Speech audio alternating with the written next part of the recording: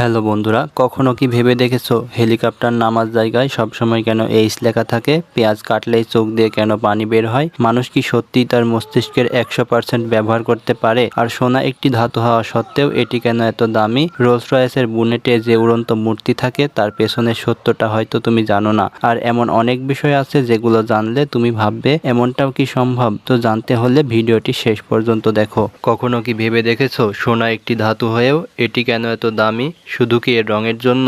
আসলে ব্যাপারটা এর থেকে অনেক বেশি ইন্টারেস্টিং। সোনা আসলে পৃথিবীর সারফেসের অংশই ছিল না। যখন পৃথিবী তৈরি হয়েছিল তখন সোনার মতো ভারী ধাতুগুলো গলিত কোরের ভেতরে চলে যায়। আজ আমরা যেই সোনা পৃথিবীর ওপরের স্তরে পাই তা উল্কা এবং অ্যাস্ট্রয়েডের ধাক্কায় এখানে এসেছে। অর্থাৎ আমরা যে সোনা পড়ি তা আসলে মহাকাশ থেকে পাওয়া উপহার। সোনাকে মাটি থেকে তুলতে মাইনিং করতে হয়, যা খুবই ব্যয়বহুল এবং বিপজ্জনক প্রক্রিয়া। প্রতিটি খনি আলাদা হয়ে থাকে, তবে গড় মানের আকারে 1 গ্রাম সোনা তুলতে 1 টন বা তার বেশি পাথর ভাঙতে হয়। আঁকুড়ে যত কম সোনা থাকবে তত বেশি পাথর ভাঙতে হবে। এ কারণে খরচ বেড়ে যায়। এসব কারণে সোনার দাম স্বাভাবিকভাবেই বেশি হয়ে থাকে। গবেষকদের মতে সোনার খনন আরও বেশি কঠিন এবং ব্যয়বহুল হয়ে যাবে, কারণ উচ্চমানের সোনার ভান্ডার ধীরে ধীরে কমে আসছে। তবে আগামী 25 বছরে মাইনিং পুরোপুরি অসম্ভব হয়ে যাবে এমনটি নয়, এটি আরও বেশি চ্যালেঞ্জিং হবে। মহাকাশ থেকে আসা ধাতু, ঝুঁকিপূর্ণ খনন প্রক্রিয়া, সীমিত সরবরাহ, এসব কারণে সোনা সবসময় বিশেষ ও দামি হয়ে থাকে।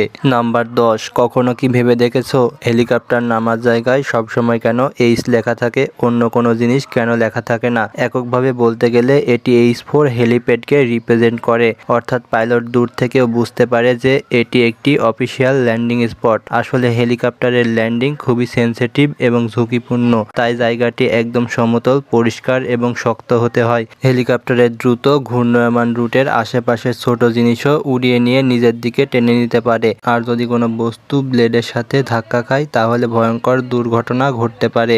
এ কারণে বিল্ডিং বা কংক্রিটের ওপর ঠিকভাবে হেলিপ্যাড বানানো হয়, যেখানে এইচ লেখা থাকে। তার মানে এতটুকুই, সেখানে হেলিকপ্টার নামতে পারবে। কোন দিক থেকে ল্যান্ড করবে সেটি পাইলট বাতাসের দিক এবং অ্যাপ্রোচ দেখে পাস ঠিক করে রাখে। এটা এইচ দেখে নয়। সহজ কথা, এইচ মানে হেলিপ্যাড। এখানে হেলিকপ্টার নামা অনুমোদিত। তুমি হয়তো খেয়াল করেছো কিছু পেঁয়াজ সহজেই কাটা যায়, কিন্তু কিছু পেঁয়াজ কাটতেই চোখ দিয়ে পানি পড়তে থাকে। পেঁয়াজে একটি বিশেষ এনজাইম থাকে যার নাম অ্যালিনেজ, আর কিছু সালফার কম্পাউন্ডও থাকে। আর পেঁয়াজ কাটার সাথে সাথে এর কোষ ভেঙে যায় এবং এই এনজাইম সালফার কম্পাউন্ডের সাথে রিঅ্যাক্ট করে এক ধরনের টিয়ার গ্যাস তৈরি করে।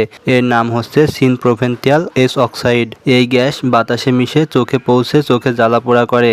এই জ্বালাপোড়া থেকে বাঁচতে চোখ নিজে থেকেই পানি বের করে, যাতে গ্যাসটা ধুয়ে বের হয়ে যায়। পুরনো এবং মিষ্টি পেঁয়াজে এই গ্যাস কম তৈরি হয়, তাই চোখে পানি কম আসে। আর টাটকা পেঁয়াজে রিঅ্যাকশন বেশি হয়। ফ্রিজে ঠান্ডা করে খোসা ছাড়ানোর কিছুক্ষণ পর পেঁয়াজ কাটলে বা ধারালো ছুরি দিয়ে কাটলে এর প্রভাব অনেক কমে যায়, কারণ পেঁয়াজের মূলের অংশে এনজাইম সব থেকে বেশি থাকে। তাই সেটাকে সবার শেষে কাটলে চোখে পানি আরো কম আসবে। তুমি কি জানো বেবি পান্ডারা নিজেরা প্রস্রাব বা পায়খানা করতে পারে না? তাদের শরীর এতটাই নাজুক যে তাদের মাংসপেশি ঠিকভাবে কাজ করে না। কারো সাহায্য না পেলে তারা পায়খানা চেপে অসুস্থ হয়ে যেতে পারে। এ কারণে মা পান্ডা বাচ্চার পেছনের অংশ চেটে তাকে সাহায্য করে। এতে বাচ্চার পেট ও নিচের অংশে হালকা চাপ তৈরি হয় এবং সে পায়খানা করে। এই প্রক্রিয়াটি দিনে অনেকবার করতে হয়। আর যখন মানুষ বেবি পান্ডা লালন পালন করে তখন তা কেউ চাটে না। কেয়ারটেকাররা গরম পানিতে ভেজানো নরম কাপড় দিয়ে ওই অংশে হালকা করে ঘষে দেয়। এতটুকু স্টিমুলেশনে বেবি পান্ডা সহজেই টয়লেট করে ফেলে। নাম্বার 7, কিভাবে লাইনম্যানরা উচ্চ ভোল্টেজের পাওয়ার লাইনে কাজ করে, তাও আবার কোনো রকম শক না খেয়ে। তারা কি শুধু গ্লাভস পরে 300 ভোল্টের লাইভ তার ধরে ফেলে? একদমই না। উচ্চ ভোল্টেজে কাজ করার দুটি বিশেষ পদ্ধতি আছে। প্রথমটি হলো হট স্টিক মেথড, যেখানে লাইনম্যান ইনসুলেটেড পুল দিয়ে কাজ করে, সরাসরি হাতে তার স্পর্শ করে না। দ্বিতীয় পদ্ধতি হলো বেয়ার হ্যান্ড মেথড, যেখানে কর্মী বিশেষ কন্ডাকটিভ স্যুট পরে নিজের শরীরকে লাইনের ভোল্টেজের সমান চার্জ করে নেয়। তারপর সে নিরাপদে তারটি স্পর্শ করতে পারে। লাইনম্যান যে গ্লাভস পরে সেটার কাজ হলো লো এবং মিডিয়াম ভোল্টেজ থেকে সুরক্ষা দেওয়া।